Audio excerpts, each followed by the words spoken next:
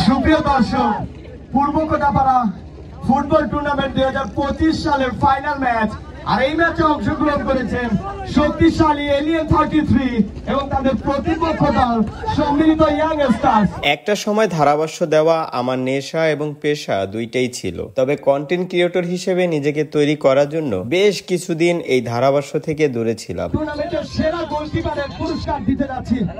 যিনি টুর্নামেন্টের সেরা গোলকিপার, তিনি হচ্ছেন মোহাম্মদ দিদার হোসেন পেপা।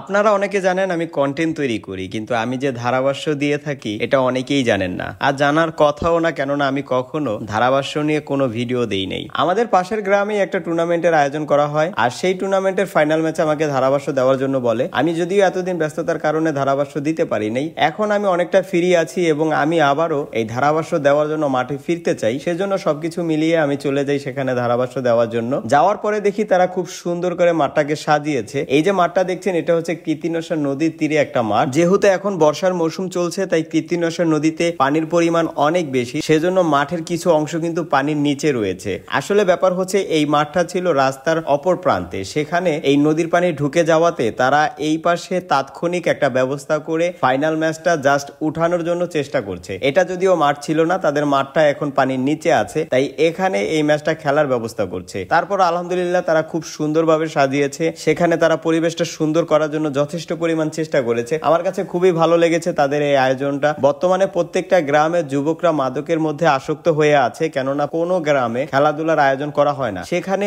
এই পূর্ব কোটাপাড়ার যুবকরা তাদের উদ্যোগে এত সুন্দর একটা টুর্নামেন্টের আয়োজন করা হয়েছে, যেটার প্রশংসা না করলেই নয়। এবং কি শুধু যুবকরা নয়, এখানকার ছোট বড় নারী পুরুষ সবাই মিলে এই টুর্নামেন্টটা যাতে সফলভাবে সম্পূর্ণ করা যায় সেজন্য চেষ্টা করেছে। আমার কাছে অনেক ভালো লেগেছে তাদের এই উদ্যোগ, কেননা যত বেশি খেলাধুলার আয়োজন করা হবে তত বেশি যুবকরা মাদক থেকে দূরে থাকবে। যাই হোক, একটা পর্যায়ে খেলাটা শেষ হয়ে যায়, আর আজকের খেলায় 2-1 গোলে একটা দল চ্যাম্পিয়ন হয় আর একটা দল রানার্স আপ হয়। যেহেতু আজকে ফাইনাল ম্যাচ ছিল, তাই আজকে দুইটা দলের প্লেয়ারদেরকে পুরস্কৃত করা হবে, সেজন্য এখানে নানান ধরনের ট্রফি আনা হয়েছে। তবে একটা জিনিস আমার কাছে বেশ ভালো লেগেছে, তারা এখানে ট্রফির পাশাপাশি অনেকগুলি গাছ এনেছে। গাছগুলি এখানকার প্রত্যেকটা প্লেয়ারদেরকে পুরস্কার হিসেবে দেওয়া হবে। পুরস্কার হিসেবে গাছ দেওয়ার অন্যতম একটা কারণ হচ্ছে এখানে যতগুলি মানুষ উপস্থিত আছে তারা সবাই যেন এটা দেখে গাছ লাগানোর প্রতি উৎসাহিত হতে পারে, কেননা আমাদের পরিবেশকে রক্ষা করার জন্য অনেক বেশি গাছ লাগাতে হবে, গাছের বিকল্প অন্য কোনো কিছু নাই। তো চ্যাম্পিয়ন হওয়া দলকে চ্যাম্পিয়ন ট্রফি তুলে দিয়ে আজকের মতো অনুষ্ঠান এখানেই শেষ করি।